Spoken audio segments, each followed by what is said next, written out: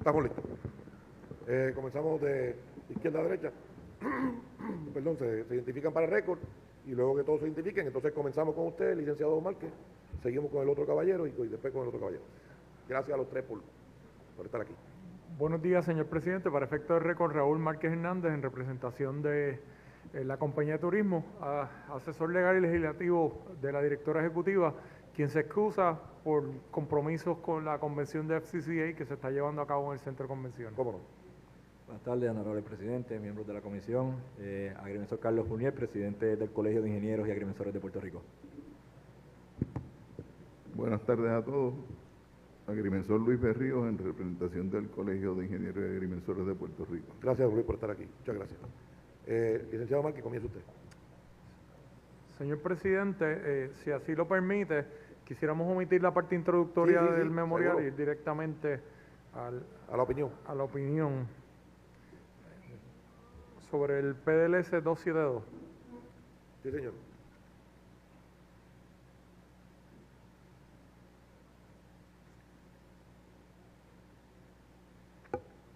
La compañía de turismo, en cumplimiento de su misión de fomentar un turismo sostenible, responsable y generable de desarrollo económico, expone su posición sobre el PDLS 272. Esta medida tiene como propósito principal establecer una zona de planificación especial turística de las casetas y muelles sobre el agua y terrenos de dominio público en La Parguera, municipio de Lajas.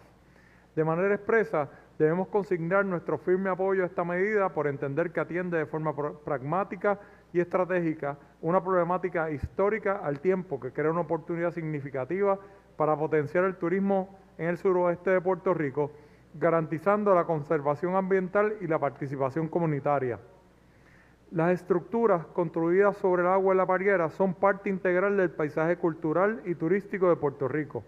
A pesar de su controversia legal por estar ubicadas en zonas marítimo-terrestres, han contribuido por décadas al desarrollo económico del municipio de Lajas, siendo hoy un referente de la identidad visual costera de la región.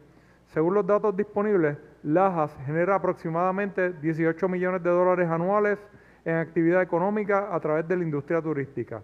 La formalización de las estructuras sobre el agua mediante concesiones permitirá canalizar fondos al Estado con al menos el 50% dirigido directamente a la conservación y mejoramiento de la reserva natural. Surge de las estadísticas publicadas en AirDNA y los registros de la compañía de turismo que el municipio de Lajas cuenta con más de 120 habitaciones hoteleras endosadas y aproximadamente 300 propiedades de alquiler a corto plazo activas. La ocupación promedio de un 35% y tarifas promedio de $200 por noche, lo que se estima en un ingreso anual en el renglón de hospedaje de entre 8 y 9 millones de dólares. Revela el informe de un crecimiento del 4.9% en la demanda, con un incremento de 2.9% en los ingresos. Debemos añadir que conforme a estudios desarrollados por el recinto universitario de Mayagüez, del gasto turístico en Puerta de Sol, solo el 24% del gasto turístico se destina a hospedaje, lo que implica que aproximadamente un 30 o un 35% se dedica a alimentos y bebidas. Esto representa entre 5 y 6 millones en ventas anuales para los comercios gastronómicos del municipio de Lajas. Por otro lado, actividades como las excursiones en la bahía bioluminiscente, viajes a Cayos y paseos en bote atraen miles de visitantes cada año. Basados en tarifas promedio y volumen de visitantes estimados, este sector genera entre 3 y 4 millones de dólares anuales. Debemos resaltar el hecho de que el proyecto de ley establece límites claros, prohíbe nuevas construcciones, requiere certificaciones sanitarias y promueve reparaciones controladas. A nuestro juicio, estas disposiciones balancean el respeto al ambiente con el reconocimiento de realidades sociales y económicas. La reglamentación correspondiente será clave para asegurar el cumplimiento riguroso y fiscalizado. Por otro lado, desde nuestra perspectiva, el PDLS 272 permite avanzar una política pública que reconoce la coexistencia de estructuras tradicionales con la protección del ambiente, promoviendo un modelo replicable en otras áreas costeras. Establece además un marco para colaborar entre el Departamento de Recursos Naturales y Ambientales, la Junta de Planificación, el municipio de Lajas y la Compañía de Turismo, lo que fortalece la gobernanza multisectorial del turismo de Puerto Rico. A pesar de lo anterior, reconocemos el peritaje y conocimiento especializado del Departamento de Recursos Naturales, por lo que respetuosamente recomendamos se solicite la opinión del mencionado departamento, a la cual brindamos absoluta deferencia. Por las razones antes expuestas, la compañía de turismo, sujeta a la opinión del Departamento de Recursos Naturales, recomienda la aprobación del PDLS 272. Sin lugar a dudas, esta medida representa una solución legal y ordenada que equilibra el desarrollo económico con la conservación y que potenciará el atractivo turístico de La Parguera en beneficio de la región suroeste en su totalidad. Esperamos que nuestros comentarios nutran el proceso de consideración del PDLS 272. Nuevamente agradecemos la oportunidad que nos ha brindado esta respetada comisión. Quedamos a su disposición para cualquier información adicional que podamos brindar. Suscribe respetuosamente William R. Robles Cancel, directora ejecutiva de la Compañía de Turismo.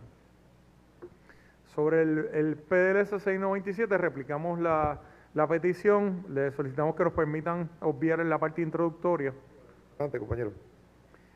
Comienza en la segunda página y dice: el proyecto objeto del presente escrito propone establecer un deslinde uniforme georreferenciado y jurídicamente vinculado de los bienes de dominio público marítimo terrestre.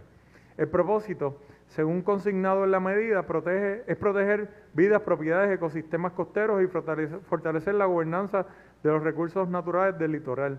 El PDLS 697 delega al Departamento de Recursos Naturales, en coordinación con la Oficina de Gerencia de Permisos y la Junta de Planificación, la responsabilidad de realizar, certificar y mantener el deslinde, así como de crear un registro digital público con información detallada sobre las estructuras, usos y condiciones en las zonas marítimo terrestres.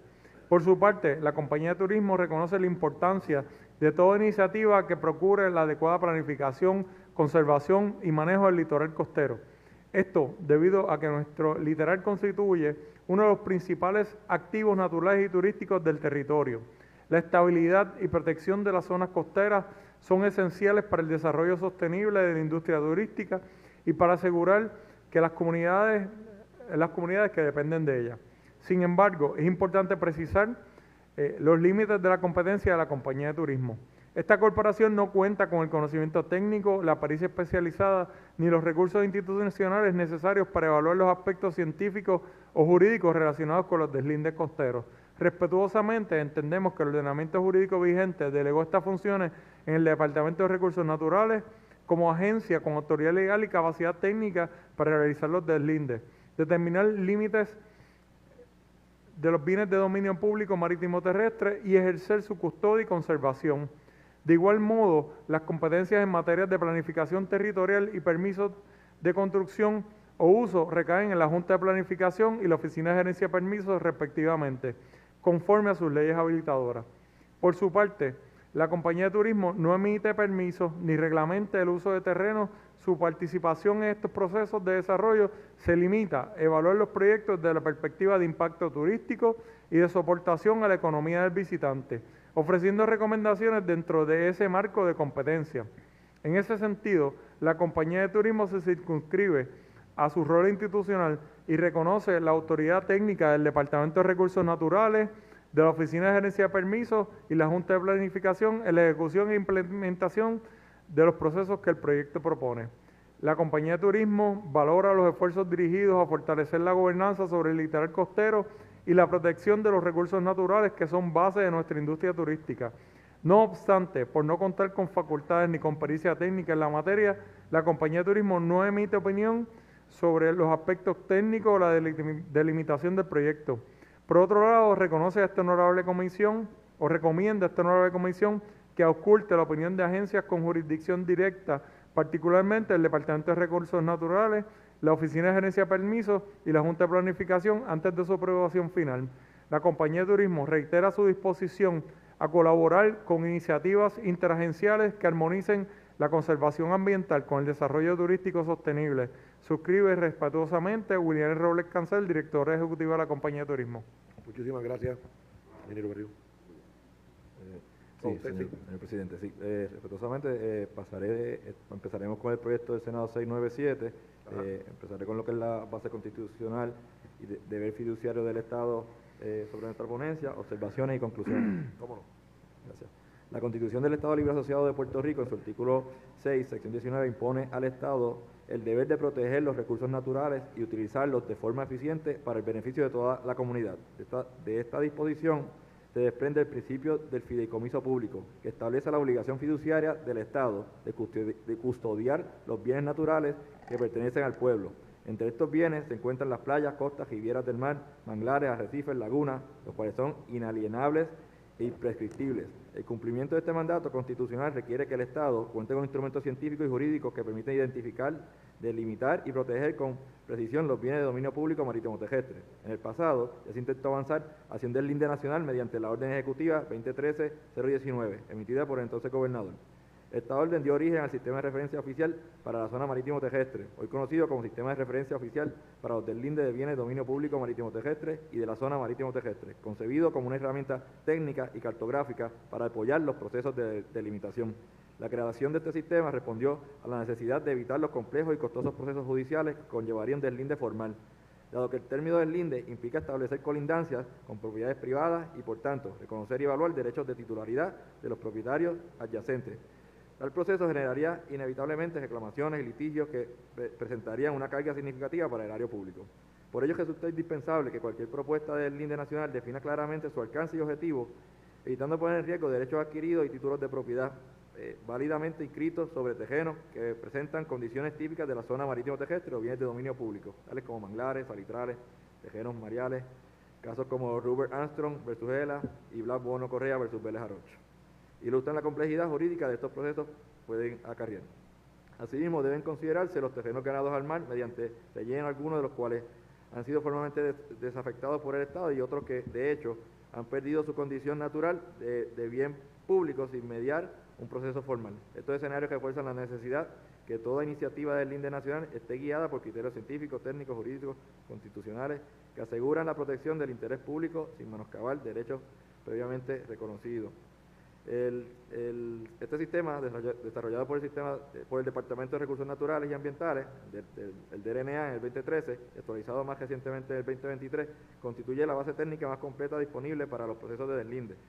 Este sistema integra información de marea, controles geodésicos, cubren toda la costa de Puerto Rico, la línea de vegetación de transición costero-terrestre, la guía de indicadores físico-bióticos de la ZMT, fotografías aéreas históricas desde 1930 e información sobre procesos de deslinde en curso.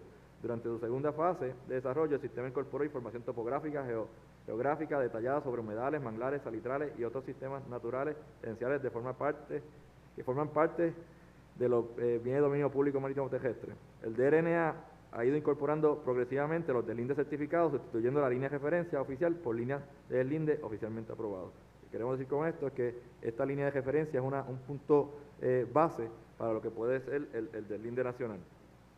Observaciones generales. El proyecto acierta al designar al DRNA como agencia líder en la implementación del deslinde nacional. No obstante, debe reconocerse que la función del deslinde implica tareas de naturaleza geométrica y jurídica que requieren la participación del profesional de la agrimensura, licenciado conforme a la Ley 173 del 88. También geólogos, biólogos y abogados, entre otras profesiones. El DRNA puede actuar como autoridad rectora, pero la ejecución técnica debe recaer dentro del agrimensor licenciado y con la participación de universidades y entidades profesionales.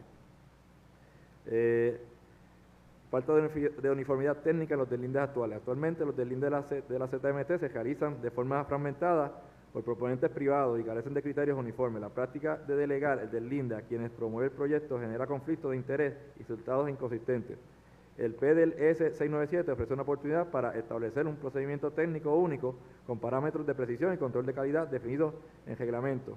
Necesidad de coordinación interagencial. El deslinde nacional debe concebirse como una herramienta de política pública interagencial. El DRNA, la Oficina de Gerencia de Permisos, la Junta de Planificación y el CRIM deben compartir una base geoespacial común. Esto permitirá uniformar criterios para permisos, titularidades, catastros, zonas de riesgo y proyectos de reconstrucción, derechos adquiridos y edificaciones existentes. El proyecto es silente sobre las estructuras actuales dentro de la ZMT o dentro de la franja de servidumbre que se propone declarar.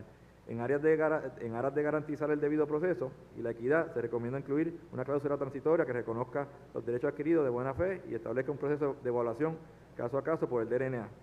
Este proceso deberá determinar si la estructura puede permanecer, si requiere mitigación, si procede un retiro progresivo con justa compensación. conclusión, el proyecto debe aclarar con precisión el propósito.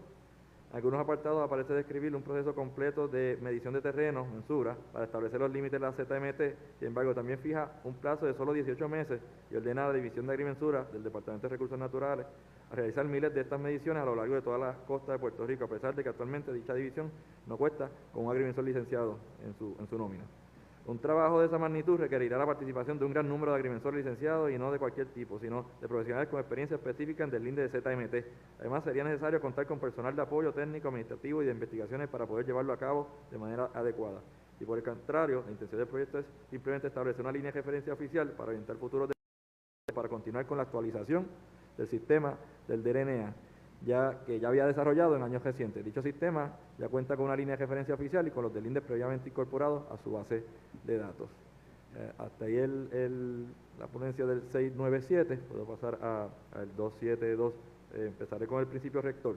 La Constitución de Puerto Rico, en su artículo 6, sección 19, impone al Estado el deber de proteger y conservar los recursos naturales, administrándolos en beneficio de toda la comunidad. Este mandato da vida al principio de fideicomiso público, que obliga al Estado a custodiar los bienes naturales, playas, costas, rivieras, manglares, bienes comunes, inalienables e imprescriptibles. Lo mencionamos en otro proyecto.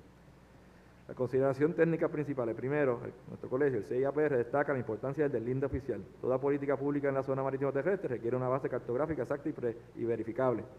Por eso recomendamos que el DRNA, la Junta de Planificación y el CIAPR coordinen la actualización y publicaciones del deslinde oficial de la parguera, utilizando referencias geodésicas, coordenadas de NAT 83 y controles topográficos. El proyecto acierta a reconocer el rol del agrimensor licenciado en esa tarea o ingeniero licenciado, pero debe aclararse que esta profesión está incluido, así que el ingeniero licenciado debe estar inscrito en el registro permanente de agrimensura, no es todo tipo de ingeniero. Y todo deslinde sea auditado por el DRNA para evitar conflictos con límites oficiales.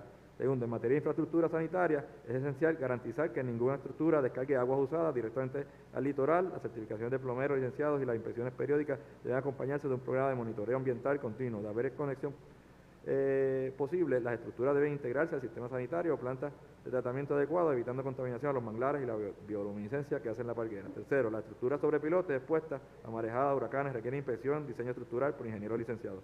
Debe establecerse un reglamento técnico uniforme sobre materiales, cargas de viento, anclaje y mantenimiento compatible con el Código de Construcción de Puerto Rico. La seguridad estructural y la resiliencia son también formas de proteger vida y el entorno natural de estas estructuras permanecer.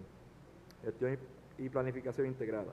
El CIAPR coincide con la necesidad de crear una zona de planificación especial turística, pero advierte que su delimitación y manejo deben ser transparentes, consultados públicamente y alineados al plan de uso de terreno y el plan de manejo de reserva natural de la parguera. Recomendaciones finales: publicar el deslinde oficial y crear un registro georreferenciado público de todas las estructuras existentes, adoptar un reglamento técnico para certificaciones, inspecciones, mantenimiento y retiro con participación de ingenieros, agrimensores y arquitectos licenciados, implementar monitoreo ambiental permanente de calidad de agua y erosión y biodiversidad, alinear la medida con los planes de uso y manejo vigente y garantizar acceso público al litoral, evitar reconstrucciones en zonas de alto riesgo y promover compensaciones ambientales cuando proceda. El colegio reitera su compromiso con una política pública basada en datos técnicos, transparencia y responsabilidad fiduciaria. La situación de la parguera no debe atenderse con soluciones a corto plazo, sino con visión integral que proteja el patrimonio natural de Puerto Rico para las próximas generaciones. Reafirmamos nuestra disposición de colaborar con las agencias del Estado y con esta honorable comisión en todo esfuerzo que armonice el desarrollo responsable con la conservación ambiental y el interés público. Muchas gracias. ¿Usted va a añadir algo? ¿Usted está acompaña al presidente? Para las preguntas. Una explicación técnica más detallada. Se lo agradezco, agrimensor. Primer turno de nuestro compañero Eliezer Molina. Muchas gracias, señor presidente. Primeramente le agradezco al Colegio de Ingenieros y Agrimensores por haberse tomado el tiempo de venir aquí y aportar algo que todos estamos seguros que el país lo necesita. Y es bonito ver cuando los gremios se integran y cumplen, ¿verdad?, con su deber con su origen, ¿no?, por lo cual se formaron. Comenzando con el proyecto del deslinde nacional, aprovechando que tengo dos agrimensores, me voy a dar ese lujo. Actualmente hemos visto cómo el mar está entrando en la zona, todo el litoral norteño, ¿no? Este deslinde, muchas de esas casas y de esas estructuras que se están impactando, naturalmente se están impactando porque están en la zona marítimo terrestre. Precisamente el del Linde, estamos tratando de que se considere la geomorfología, topografía, todos estos elementos, y que de una vez y por todas entre la seguridad dentro del desarrollo costero y se edifiquen donde se tienen que edificar. No estamos buscando nada más. El Colegio de Ingenieros y Agrimensores, que ha visto todas esas estructuras colapsar, entienden que fueron mal ubicadas y que con un proyecto como este, ese riesgo se reduce. Como hay varios aspectos. Vamos a la Ley de Cambio Climático de 2019, entendemos, también se debe establecer este reglamento, porque ahí vemos lo que está pasando, como por ejemplo, Ocean Park. También, y aquí el agrimensor Luis Berrío Montes puede aportar, cuando mencioné el sistema de referencia, eso fue basado en los del Linde que se han realizado y en estudios de topografía y otros, que funciona en áreas rurales, donde no existen estructuras, pero específicamente en Ocean Park pues, tenemos que quizás redefinir lo que es la definición de zona marítimo terrestre, porque si te vas a la ley de puertos de 1886, que es la vigente, te dice que es la pleamar. Entonces, el Código Civil lo que hace es poner viene de dominio público, todo lo que es pues los manglares y otros ríos, etcétera, dunas, alionitas, y eso es lo que recoge el reglamento 4860. Tal vez se tendría que enmendar, o se debería enmendar, la ley de lo que define la zona marítimo terrestre para esto. Aprovechando que lo tengo aquí, ¿es posible echar para atrás la zona marítimo terrestre? Pues, ¿Sí o no? No, pero es establecer qué es exactamente la zona marítimo terrestre, porque los bienes de dominio público es una cosa y la zona marítimo terrestre, como está definida, es otra. Bien, yo viendo, ¿sabe? Todas estas imágenes que el mar está entrando, pues claramente estoy de acuerdo que hay que redefinirlo, porque está yendo mucho más tierra adentro, el límite interior tierra adentro, se está viendo afectado por una realidad climática o lo que fuese. Así que este proyecto, estamos claros de que atendería gran parte de lo que el Comité del Cambio Climático ha ofrecido, que el Estado ha gastado dinero en todas estas planes y estructuras que se hacen, pero terminan en la nada. Entonces este Senado, y digo este Senado porque los compañeros han viabilizado esto, pues estamos buscando medidas que atiendan eso, y muchas de ellas, ustedes estarán de acuerdo, son estructuras informales, porque son lugares que no tienen título de propiedad, y el Colegio de Ingenieros se ha estructurado para brindarle seguridad a las personas, y por eso es que existen, ¿no?, los códigos de diseño de construcción. ¿Cierto o falso? Correcto. De lo sublime a lo mundano, ¿cuántas casetas en La Palguera tienen permiso de construcción o un plano? No desconozco, pensaría que ninguno. El Colegio de Ingenieros podría decir que esas casetas son seguras. Tendrían que hacer una inspección estructural y ambiental. ¿Esa inspección estructural está cobijada en este plan que ellos han hecho, que ustedes leyeron? Entiendo que no. De legalizar y de hacer este proyecto de ley, ¿las estructuras informales pasarían a ser formales? Si lo regulan, sí. ¿Y el Colegio de Ingenieros no se va a expresar sobre eso? Nosotros no entramos en el marco jurídico.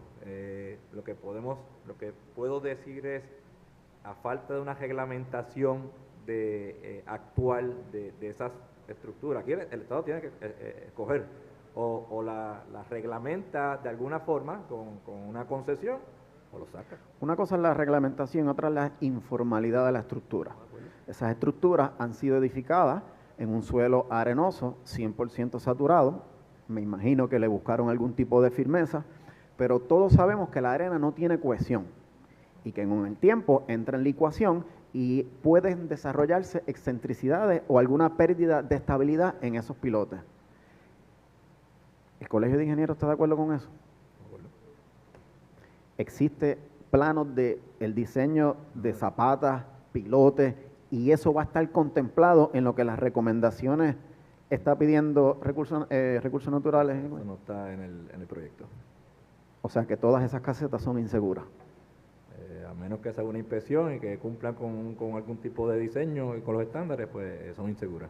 Lo digo porque hablamos del recogido de aguas de desperdicio, que yo estoy totalmente de acuerdo, pero me parece que si vamos a proteger la vida y la propiedad, estamos obviando la vida. Porque este proyecto viabilizaría a que personas, tanto los propietarios, que no son propietarios, son concesionarios, o las personas a que ellos les renten, podría colapsar el techo, podría fallar la fundación, podría haber algún tipo de desnivel. No cumplen con la ley ADA, no cumplen con la ley ADA. Entonces, a mí eso me preocupa, porque más que el medio ambiente, tanto el medio ambiente como la seguridad de nuestro pueblo es algo que nos compete a todos nosotros. Y yo no quisiera que pasara lo mismo que pasó con el huracán María, que nos hicimos de la vista larga, permitimos muchas estructuras y edificaciones informales, y a la larga al Estado le cuesta un dineral tener que remover todos esos edificios y esos adefesios marinos. Y yo creo que si vamos a hablar del desarrollo económico y de la seguridad, este proyecto no representa eso. Y yo le agradezco que ustedes hayan sido sinceros y le hayan dicho a nuestros compañeros que esas estructuras todas son informales. Y que si este proyecto se avala, todas las personas que están ahí están entrando en un riesgo directo. Y para mí eso es bien importante. Turismo. Ustedes más o menos vinieron de turistas porque para ninguno de las dos tienen mucho que decir. Pero en el turismo, cuando ustedes hacen la campaña de turismo, utilizan nuestras zonas costaneras y nuestras playas como el mayor atractivo, ¿cierto o falso? Puerto Rico es reconocido como un destino de sol y playa. Tenemos mucho más que ofrecer, pero es parte del atractivo que tiene la isla. Cierto. Cuando ustedes llevan esa campaña mediática, ustedes utilizan las partes, por ejemplo, en Córcega, donde las estructuras están en la arena y en la playa, o obvian esas partes. Senador, no puedo afirmarle una cosa o otra con total certeza, pero sí se utilizan todas las panoramas o todos los paisajes que hay en Puerto Rico, y parte de los paisajes de nuestra isla están incluidos las casas que están en la palguera. Sí, pero yo le estoy preguntando a las de Córcega, que están en el mar. O sea, eso el turismo no lo utiliza, ¿no? Utilizan la palguera. No le puedo afirmar con certeza una cosa a la otra, ¿verdad? Sí, utilizamos todos los paisajes típicos de nuestra isla en las promociones. ¿Qué le llama usted típico? Las distintas vistas que podemos tener en Puerto Rico, senador. Porque si turismo utiliza las vistas de la palguera, estaría aumentando, es más, le están haciendo publicidad a un montón de estructuras informales, donde parte de esas estructuras informales, los suegros de la gobernadora tienen 2. O sea que si el Departamento de Turismo en sus campañas utiliza el área de la palguera, estaría dándole rentabilidad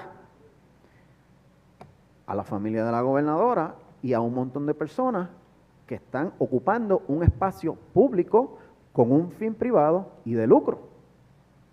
Turismo puede cuantificar cuánto dinero le genera al país a través del turismo en la palguera. Como parte de la ponencia leí varios datos aproximados de información que surge de distintas organizaciones que cuantifican, ¿verdad? Y que informan este movimiento económico. Y tienen un censo de los turistas que llegan allí, porque en el último censo que vi, el último turista que estaba allí era el burro. Entonces no sé si tienen algún censo. Senador, como parte de la ponencia expusimos la cantidad, la ocupación, los costos promedios por noche, ¿verdad? Que se dan en la... ¿Cuántos son los costos promedio por noche? Costo promedio por noche de $200. Mire, yo tengo aquí, es que ni la voy a sacar, pero mis compañeros ya lo han visto, allí hay casetas que las rentan a $1,000 la noche.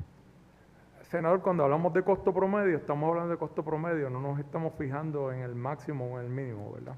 Y habrán unos que estarán en $1,000 la noche, pero habrán unos que costarán $100 la noche. Ok, si alguien va allí de turista y se le cae el techo de la caseta encima, ¿quién es responsable? ¿El Estado o la persona que estaba allí? El casetero. Lo que sucede es que esa situación que nos plantea no forma parte de la evaluación que hicimos para el proyecto 2 y D2, que es sobre el cual nos estamos expresando en la mañana de hoy. ¿Usted se imagina un anuncio donde en Puerto Rico, si usted renta, las casas le pueden caer encima? Devastador para el turismo. Le tengo que repetir, senador, no forma parte del análisis y tampoco forma parte del conocimiento especializado de la compañía de turismo.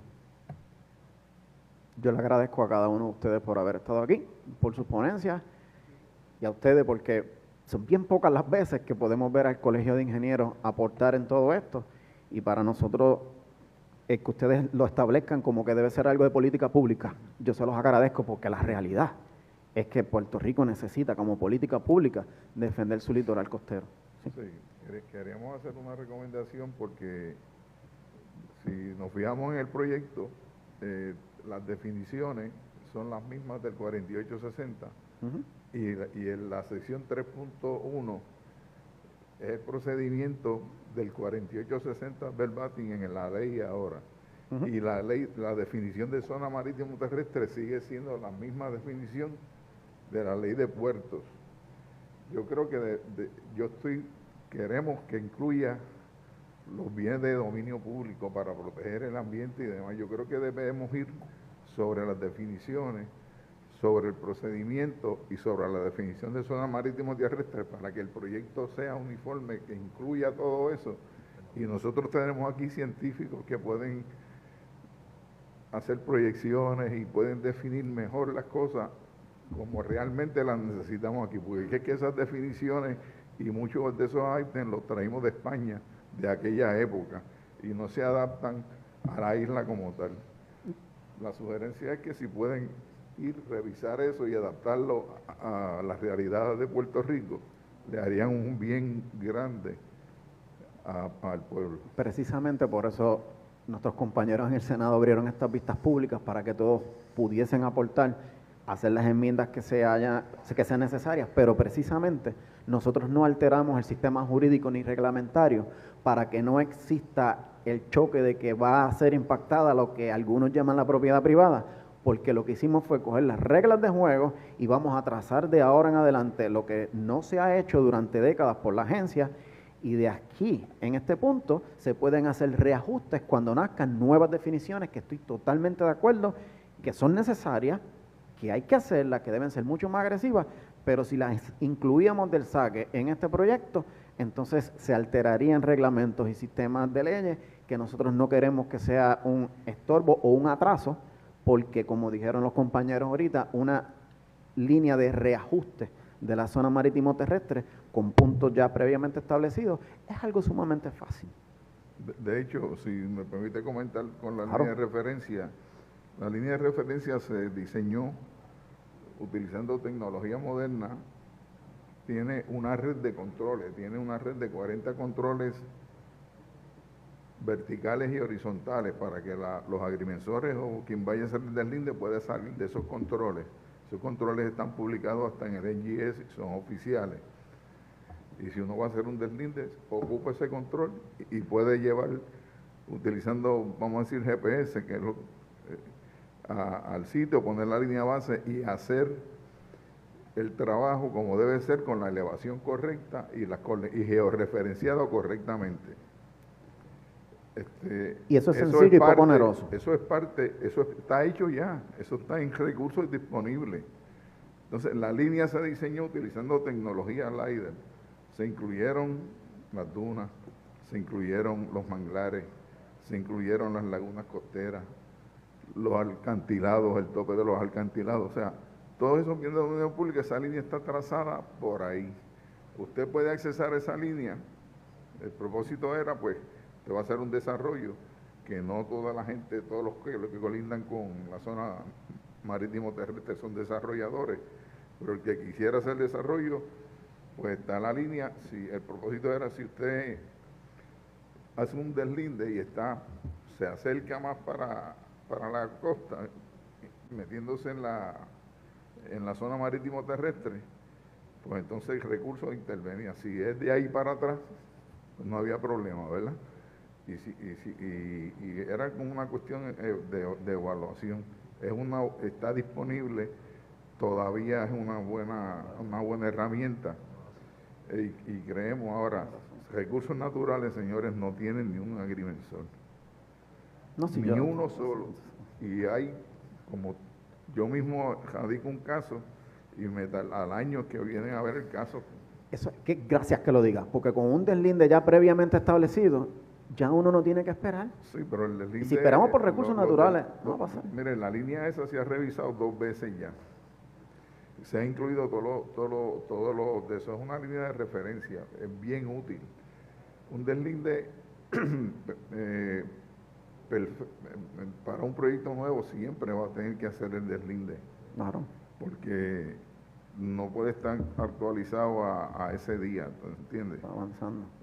Es así siempre, aunque tengamos un deslinde nacional, si lo que quieren es bregar con la erosión costera y demás, pues es otra cosa. O sea, por eso le digo que al hacer el deslinde nacional, lo que entiendo sobre el proyecto, lo que se quiere deslindar es los bienes de dominio público. Como está la definición de zona marítimo terrestre ahora, la definición per se no lo incluye. Tienen que definir eso para que incluya. Sí la incluye porque ya están los reglamentos definidos y no se altera. Sí, pero no es por ley. Es mejor ponerlo en la ley para que... Exacto, sí, seguro. Rapidito, la última pregunta, por favor, presidente. ¿Usted conoció al doctor Bernardo de Chapel? El ingeniero Bernardo Chapel. Sí, el ingeniero estructural. La eminencia más grande que ha tenido este país fue mi profesor y yo le agradezco todo lo que me enseñó. Y cuando yo cogí la clase con él de diseño avanzado estructural y de fundaciones, nosotros aprendimos que las arenas son suelos sin cohesión y que son depósitos que se hacen de la erosión que viene, y ninguna construcción que se edifique en ese lugar es una construcción segura, a menos que usted ponga un pilote de yo no sé cuánto, pero estaría poniéndolo en la arena. Por eso es correcto. Y nosotros tenemos, gracias a Dios, aquí científicos suficientes. Aquí hay tanta información de las costas de Puerto Rico que no tenemos una idea. Hay vida marina, ecosistemas, pero ahí voy. Corrientes, un montón. Y eso está disponible aquí y está disponible hasta por internet. Y los científicos son reconocidos, no son ninguno. Lo sé, pero es toda que esa información se puede utilizar para eso que usted quiere controlar la erosión y demás. Y en adición podemos, tierra adentro, con los bienes de dominio público, podemos delimitar ese límite para proteger la parte ambiental. Lo que pasa es que cuando uno va y se educa en la universidad y llega a la práctica, ve que hay cosas totalmente distintas. Y cuando hablamos de la ley de puertos, para que nuestros compañeros tengan el beneficio, se da una distancia porque las embarcaciones que utilizaban los españoles tenían un largo de desarrollo y necesitaban ese espacio para no chocar con una propiedad. Eso no es ciencia, para nada. Yo estoy de acuerdo que la línea debe ser límite en tierra adentro hasta que se acaben las arenas, porque la geología, la mecánica de materiales que no podemos obviar, nos ha enseñado que en suelos sin cohesiones se pueden generar esfuerzos sísmicos, presiones laterales, que van a crear una inestabilidad a la estructura. Y no estamos hablando de la ley de puertos, pero es algo que vamos a estar atendiendo próximamente, pero que nos queríamos despegar en cuanto al deslinde, porque eso va a generar un debate grandísimo, porque ahí sí va a chocar la propiedad privada con el interés público. Pero ustedes tienen razón, todo el mundo, cuando ha dicho de que la ley de los puertos es antigua y es anticuada. Se utilizaron unos parámetros de las bahías allá en Europa que no es compatible con nuestro litoral costero. Y en realidad, si usted se fija la ley como está ahora, porque la ley que rige todavía es la vieja, la de 1886. La de puertos lo único que le enmendó fue que los terrenos ganados mal ahora seguían siendo zona marítimo terrestre, porque antes en la vieja ley se podían enajenar. Pero eso es lo fundamental, lo demás sigue siendo igual, no enmendaron el resto. para decirle algo, en la vieja ley, las servidumbres de litoral y de salvamento, en el artículo 10 de esa ley dice que se miden desde la pleamar. No es después de los bienes de dominio público, es desde la pleamar, porque tenía un propósito, era vigilancia litoral en aquellos tiempos. Ahora no es necesario, y acuérdense que las servidumbres tienen un propósito, es para una cosa, están grabadas para eso. ¿Sabes qué es lo que pasa? Que nosotros nos dimos cuenta que se hacen los deslindes, se demarca la zona marítimo terrestre y nunca se cumple con el reglamento conjunto, porque nunca se hace la cesión de la servidumbre. Y fue lo que causó el proyecto de Sol y Playa. Cuando muchos decían que era una piscinita, Sol y Playa fue ordenada la demolición porque estaban las servidumbres de salvamento, no la zona marítimo terrestre. Y nosotros precisamente con este proyecto, eso es lo que queremos evitar, porque los privados nunca hicieron las sesiones y entonces la gente no tenía dónde ir a la playa, choca el mar, la pleamar, con el muro de lo que ellos llaman propiedad privada. Y por eso es que yo le digo que en esta ley no utilicen esa ley vieja, porque no vamos a remediar gran cosa. Incluyámoslo, ya que tenemos la oportunidad, los bienes de dominio público dentro de la zona marítimo terrestre, porque la decisión de hablar Bono lo dice, que todos esos elementos pues, son parte de la zona marítimo terrestre y la interpretación del Tribunal Supremo. Es que se llaman bienes de dominio público marítimo terrestre. Sí. No pueden dejarlo en bienes de dominio público. Es bienes de dominio público marítimo sí, está bien, pero terrestre. hay que definirlo y a mí me gustaría, por eso es que le digo que si pueden ir a las definiciones, porque Claro que sí. Claro que es sí. cuestión de refinirla a lo que tenemos la realidad de aquí, porque esas definiciones son sacar de España y de ¿Cómo cosas no? que muchas cosas no aplican Compañero aquí. Toledo. Muy brevemente, yo creo que no cabe duda de que ninguno de los que estamos aquí tiene, o que todos los que estamos aquí tenemos un interés en que esto se pueda aclarar y que se resuelva en beneficio de Puerto Rico y en beneficio de lo que es el bien patrimonial de Puerto Rico. Yo tengo una sola pregunta que no es al Colegio de Ingenieros. Les agradezco porque lo que hay aquí realmente es material valiosísimo y las recomendaciones atienden, a mi juicio, directamente lo que ha sido la problemática de los dos paneles anteriores, o lo que se ha planteado como problemática en los dos paneles anteriores. Pero sí a la compañía de turismo tengo una pregunta, porque cuando este tema se empezó a discutir en su momento, se hablaba de que los comerciantes de la Parguera necesitaban que se continuara promoviendo esta gestión de reglamentar o de regular, porque el hacer lo contrario impactaría negativamente el desarrollo económico de la región y literalmente apagaría el Laja, la Parguera y demás.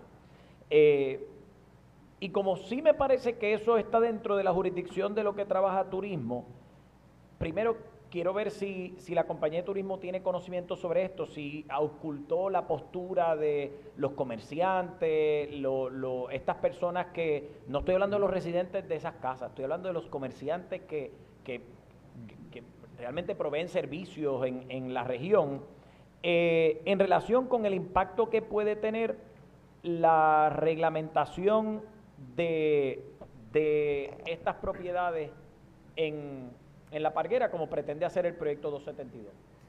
Senador, para brindarle un trasfondo a la respuesta que le voy a brindar, la compañía de turismo sí tiene conocimiento sobre los hoteles o los paradores que estén certificados en esta área, ¿verdad? Los que no están certificados, pues definitivamente están fuera del alcance del sistema de la compañía de turismo, a la cual los hoteles se someten voluntariamente, ¿verdad? Sobre la cantidad tal vez de arrendamientos a corto plazo que hayan en el área. No, pues, yo estoy hablando de restaurantes, tienditas, colmados, ese tipo. ¿Tocaron base con esas personas? Bueno, como parte de las gestiones que hicimos en preparación para esta vista o para nuestro memorial, no tocamos base con esta persona. Vale, pues, realmente lo que tenemos son los datos que aparecen en el memorial. No hay problema. Lo que pasa es que nosotros recibimos múltiples correos electrónicos de muchos comerciantes que decían que les iba a impactar negativamente el que no se hiciera la regulación que se pretende con la 272, quería ver si Turismo había hecho alguna averiguación. A grosso modo, el área en términos de hospedaje produce entre 8 y 9 millones de dólares anuales. ¿Cuánto de esto se debe a unos hospedajes o a otros? No tenemos el detalle. Bueno, pero tiene un impacto ciertamente en el comercio, supermercados, comida, etcétera. Correcto. Debería tenerlo. Correcto. Aquí está en el memorial, ¿verdad?, resumido, ¿verdad?, lo que se gasta típicamente o un turista gasta típicamente en cuanto a, si gasta esta cantidad en hospedaje, pues gasta entre un 30-35% en alimentos, y eso representa de 5 a 6 millones de dólares, ¿verdad? Igual, correcto. ¿Cuánto gasta en tours, que serían entre 3 a 4 millones de dólares, ¿verdad? Y está desglosado Pues es que en el memorial. allí tenemos pescadores que también se han acercado a nosotros, tenemos comerciantes que realmente viven de esto y viven de que haya este turismo en el área. Yo insisto que yo creo fielmente que la protección ambiental férrea se puede dar junto con el desarrollo económico saludable, siempre y cuando pues hagamos un balance entre las dos cosas. Y nada, la pregunta iba dirigida a eso, pero naturalmente si el detalle puntual no está, no se preocupe, que no creo que sí, exactamente, eso lo podemos buscar. Gracias, presidente. Senadora Santiago Negrón. Muchas gracias. Mis saludos a los representantes de la Compañía de Turismo y del Colegio de Ingenieros. A Turismo le quiero hacer dos preguntas. En primer lugar, en su ponencia en cuanto al proyecto 272, que es el que legalizaría la ubicación de las propiedades privadas en bienes del pueblo de Puerto Rico, la Compañía de Turismo señala como una razón para apoyar la medida que, y cito, la formalización de las estructuras sobre el agua mediante concesiones permitirá canalizar fondos al Estado. ¿De cuánto dinero estamos hablando? ¿En qué parte del memorial está, senadora? En la página 3, en el primer párrafo, la última oración. Bueno, lo que pasa es que en la oración anterior discutimos que entendemos que, según los datos disponibles, la genera aproximadamente 18 millones de dólares anuales de la actividad económica a través de la industria turística. Y el formalizar estas casetas, ¿verdad?, sin lugar a dudas, va a permitir que se integren a la oferta turística. No, porque la oración lo que dice es que la formalización de las estructuras mediante concesiones permitirá canalizar fondos al Estado con al menos el 50% dirigido directamente a la conservación y mejoramiento de la reserva natural. Por lo tanto, es una referencia muy, muy específica al dinero que pagarían estas personas para que se legalice su presencia allí. Que está haciendo... La pregunta es, ¿cuál es el estimado de la Compañía de Turismo del pago que se recibirá por esas concesiones? Sí, senadora, me disculpa, tiene la razón en la forma en que está planteando la pregunta, y es que entiendo que esta sección se está refiriendo a una disposición expresa dentro del proyecto de ley. Están diciendo que es bueno porque va a traer dinero, evidentemente tienen una idea de cuánto dinero. Bueno, las concesiones, conforme a la disposición del proyecto, tendrían un costo, ¿verdad? Y de ese costo se establece qué cantidades van a corresponder a qué, ¿verdad? Entiendo que no tienen un estimado disponible del costo. No, porque la compañía de turismo no tendría que ver con el costo de las concesiones y les administraría tampoco, le correspondería recursos naturales. En el próximo párrafo se señala que actualmente en el municipio de Lajas hay aproximadamente 300 propiedades de alquiler a corto plazo. En la nota al calce se menciona, y en la oración también, como fuente de referencia, AirDNA. Correcto. Esas 300 propiedades de alquiler a corto plazo, el dato que provee AirDNA, que es una plataforma de vigilancia de alquileres a corto plazo, ¿coincide con el número de alquileres a corto plazo que están registrados con la compañía?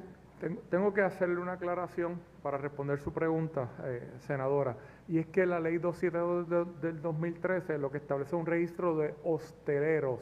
Por lo tanto, no existe en la compañía de turismo ni en ningún otro lugar en el gobierno de Puerto Rico un registro de arrendamientos a corto plazo.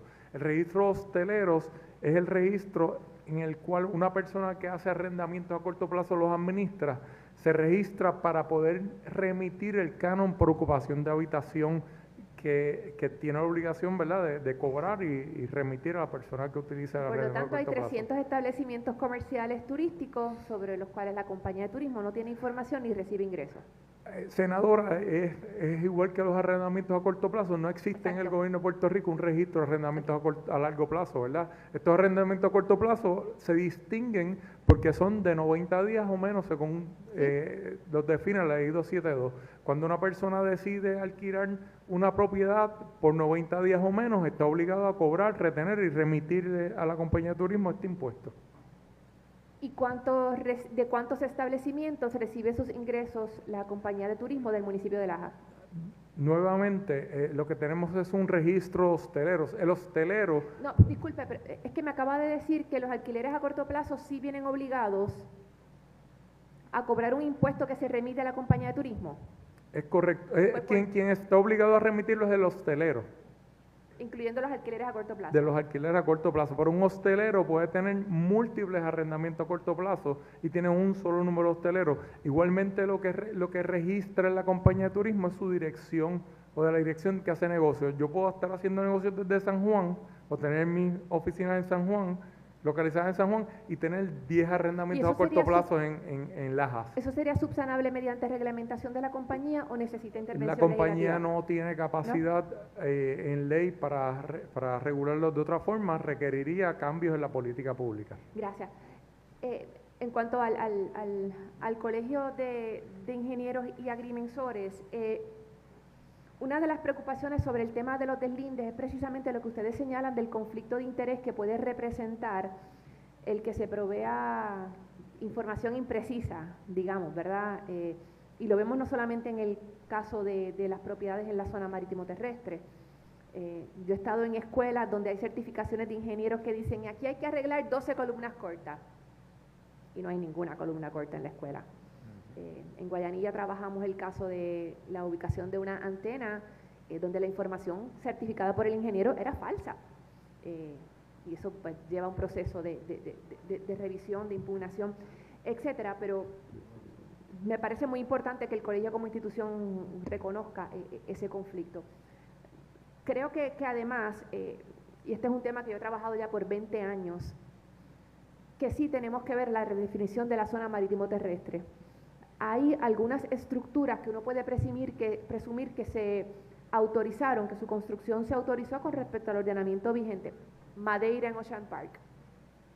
Debe tener todos los permisos, presumimos que sí, porque se utilizó el criterio del flujo y reflujo de la ola, pero cualquier persona sensata podría haber anticipado lo que vimos, lo que estamos viendo ahora, ¿verdad?